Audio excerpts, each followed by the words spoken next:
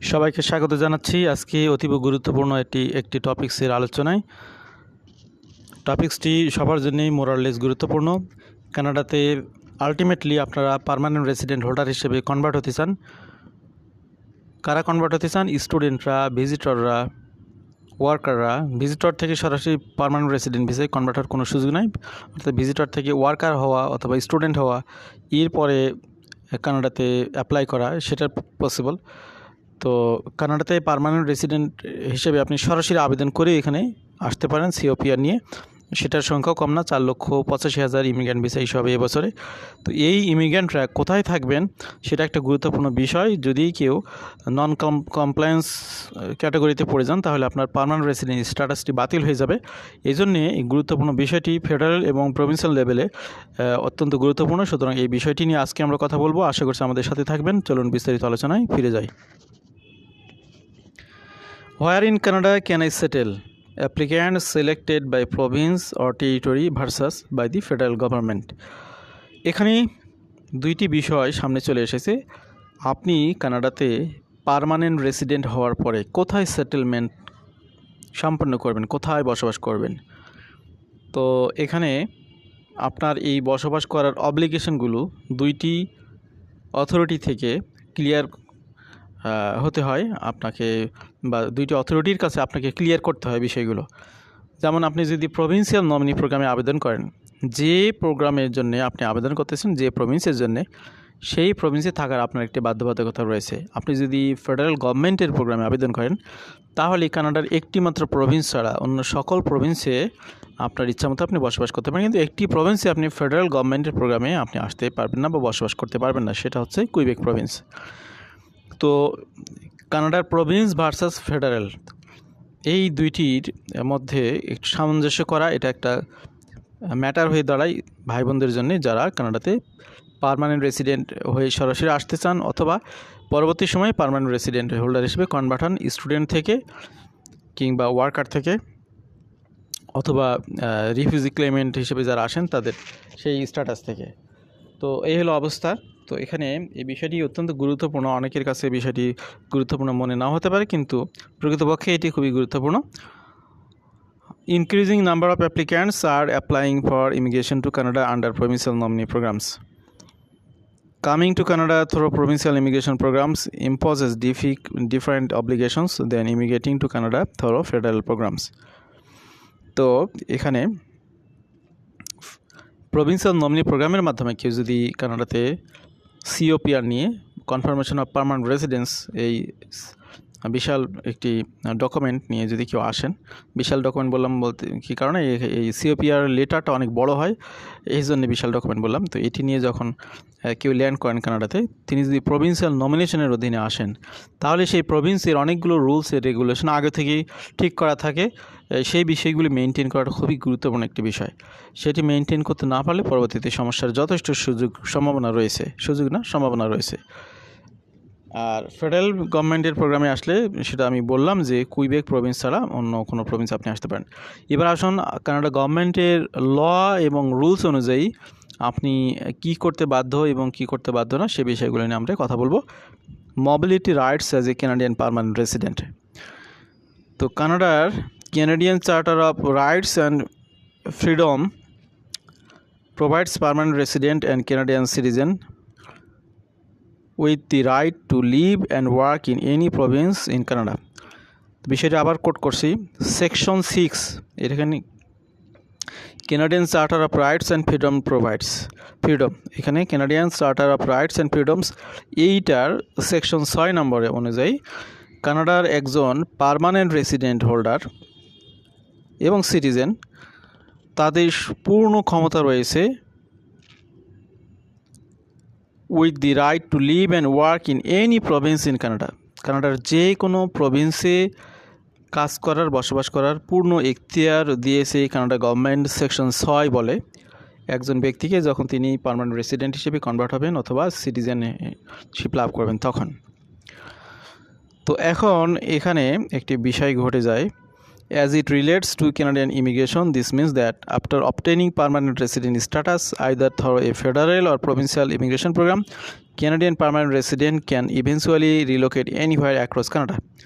তো এখানে গভর্নমেন্টের সেকশন 6 এই নিয়ম অনুযায়ী আপনি কানাডাতে পার্মানেন্ট রেসিডেন্ট হিসেবে গণ্য হওয়ার পরে আপনি যে কোনো জায়গাতে বসবাস করতে পারেন।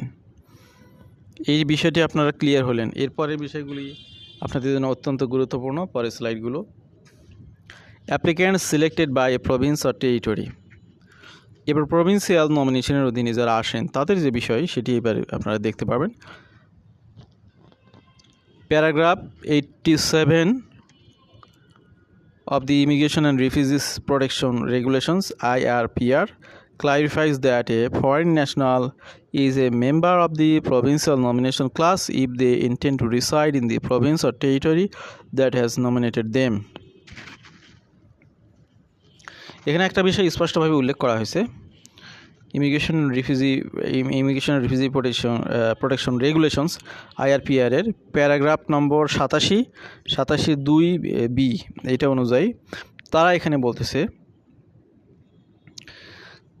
একজন ব্যক্তি কোনো প্রভিন্সিয়াল প্রোগ্রামে যদি আবেদন করেন তাকে সেই প্রোগ্রামে আবেদনের সময় একটি ফর্মে সিগনেচার করতে হয়, সই করতে হয়। যে প্রভিন্সের প্রোগ্রামের জন্য তিনি আবেদন করতেছেন তিনি সেই প্রভিন্সে বসবাস করবেন। এই ধরনের একটি ডিক্লারেশন পেপার বা এই ধরনের একটি ফর্মে অ্যাকচুয়ালি সই করতে হয়, সিগনেচার করতে হয়। তো আপনি যদিও এখানে আসতেছেন পার্মানেন্ট রেসিডেন্ট হিসেবে, কিন্তু আপনি আগেই কিন্তু সিগনেচার করেছেন একটি ফর্মে, সেখানে আপনি মেনশন করেছেন আপনি যদি সাসকাচুয়ানের জন্য আবেদন করেন তাহলে আপনি মেনশন করেছেন যে সাসকাচুয়ানে আপনি বসবাস করবেন। আপনি যদি কুইবেক প্রভিন্সের জন্য আবেদন করেন তাহলে আপনি একটি form intention to reside in Quebec এই ফর্মে আপনি সাইন করেছেন। আপনি যদি ম্যানিটোবাতে আবেদন করেন ম্যানিটোবা প্রভিন্সিয়াল নমিনি প্রোগ্রামে তাহলে আপনি কিন্তু একটা ফর্মে সাইন করবেন যে আপনি ম্যানিটোবাতে থাকবেন।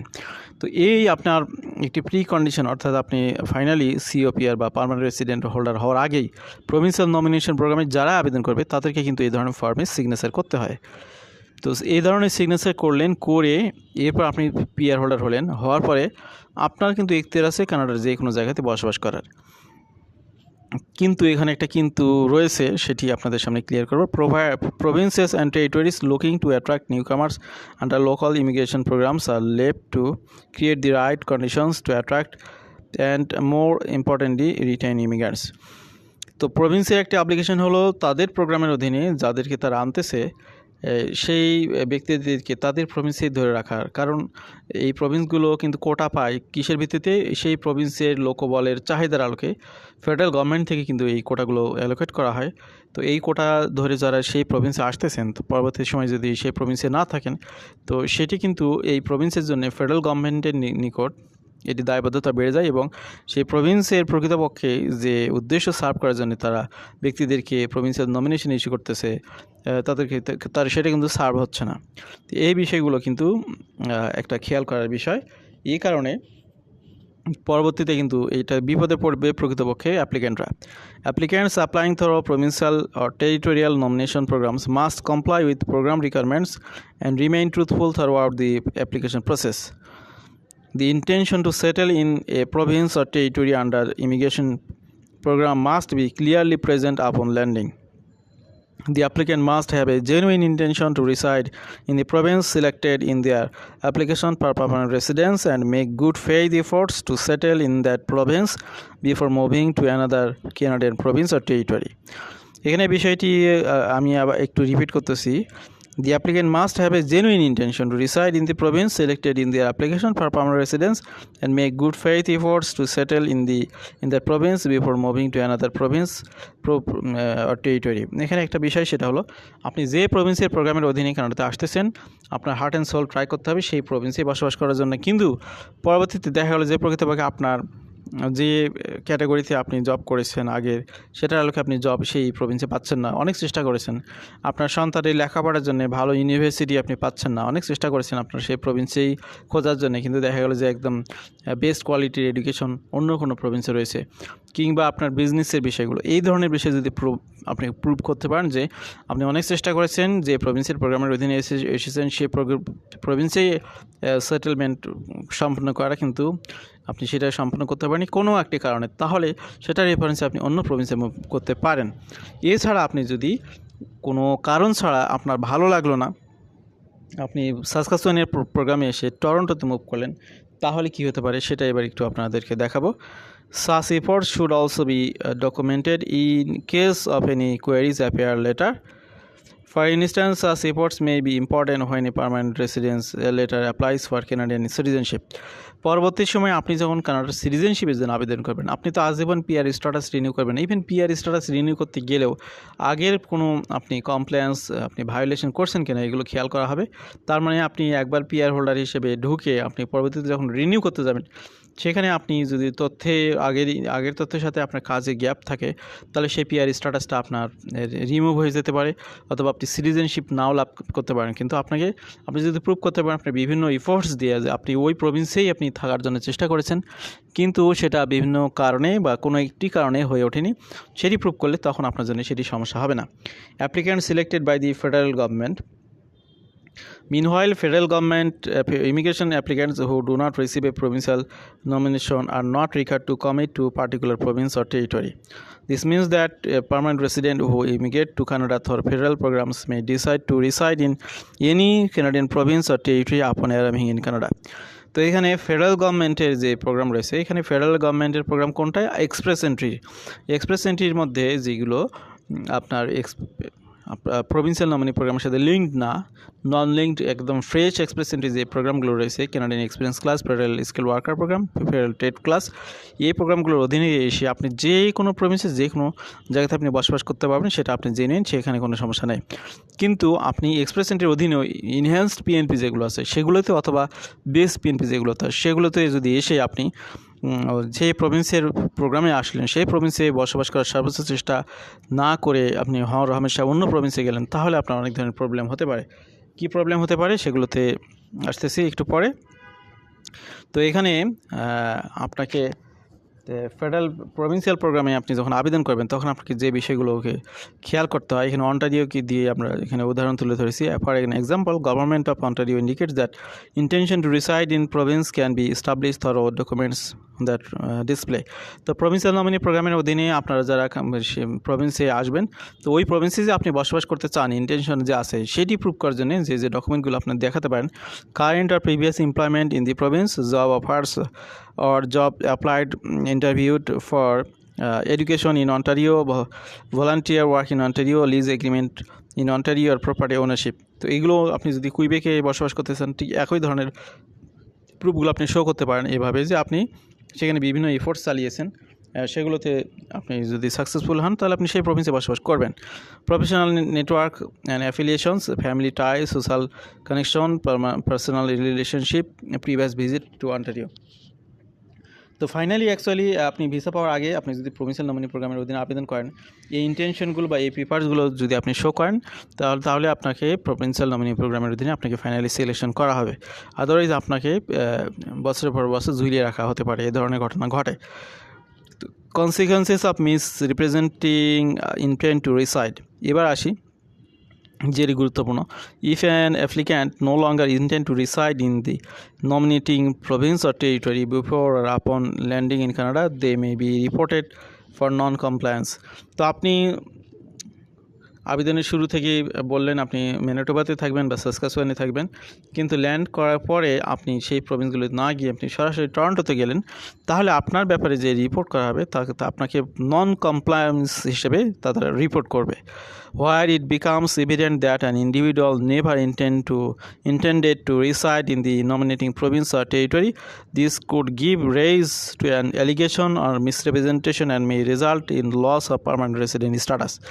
তো যে বিষয়টি ফাইনালি আপনাদেরকে আমি বোঝাতে চাই সেটা হলো যে কোনো প্রভিন্সের প্রোগ্রামের অধীনে এসে আপনি যদি সেই প্রভিন্সে থাকার জন্য সর্বোচ্চ চেষ্টা না করে নর্মালি আপনি ভালো লাগা না লাগার কারণে আরেকটি প্রভিন্সে চলে যান, তাহলে আপনার যেটা হবে, আপনার এটাকে নন কমপ্লায়েন্স হিসেবে কাউন্ট করা হবে, এটাকে মিসরিপ্রেজেন্টেশন হিসেবে কাউন্ট করা হবে। কারণ আপনি আগে বলতেছেন আপনি ম্যানিটোবাতেই থাকবেন অথবা আপনি সাসকাচুয়ানে থাকবেন, কিন্তু পরবর্তীতে আপনি এসে টরন্টোতে কিংবা ব্রিটিশ কলম্বিয়াতে বসবাস শুরু করলেন, এটাকে তারা অ্যালিগেশন হিসেবে নিচ্ছে এবং এটা আপনার পার্মানেন্ট রেসিডেন্ট স্ট্যাটাস থেকে রিমুভ করে দিতে পারে, অথবা রানিং স্ট্যাটাস রিমুভ করতে পারে, অথবা পরবর্তীতে পিআর অ্যাপ্লিকেশন পিআর কার্ড আপনি যখন রিনিউ করবেন সেটিকে তারা রিনিউ নাও করতে পারে, অথবা সিটিজেনশিপের জন্য যখন আবেদন করবেন তখন সেটিকে গ্রহণ নাও করতে পারে।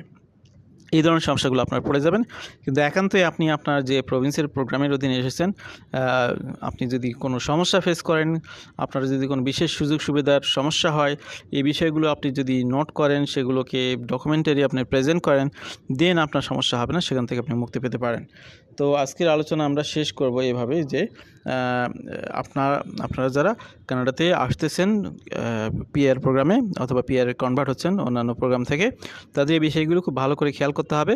তা না হলে এত কষ্ট করে পিআর হোল্ডার হওয়ার পরেও আপনি ফাইনালি সেই পিআর স্ট্যাটাসটিকে হারিয়ে ফেলতে পারেন, কিংবা আপনার সিটিজেনশিপ লাভের সুযোগটি আপনার হাতছাড়া হয়ে যেতে পারে। এই জন্য এই বিষয়গুলো খেয়াল করা খুবই জরুরি। আমাদের সাথে থাকার জন্য আবারও ধন্যবাদ। আশা করছি অনেক তথ্য অনেকেই পেয়ে এখান থেকে উপকৃত হবেন, এটা আমাদের প্রত্যাশা। ভালো থাকবেন সবাই। আল্লাহ হাফেজ। সালামু আলাইকুম।